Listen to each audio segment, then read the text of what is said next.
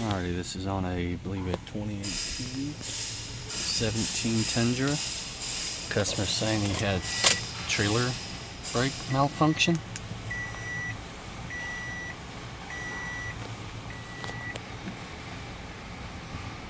Right there.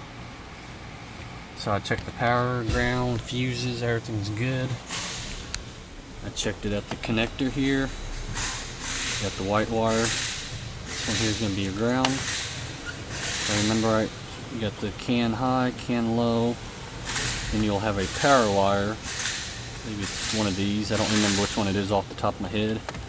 But I got power, ground. I checked my can. Everybody's good there.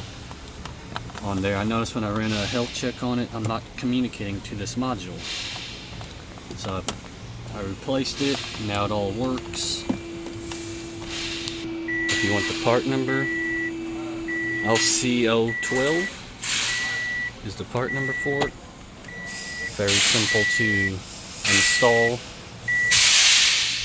Remove your trim panel there, two 10mm bolts, one there, one over there. You'll have to remove the kick panel down there. This all pulls out.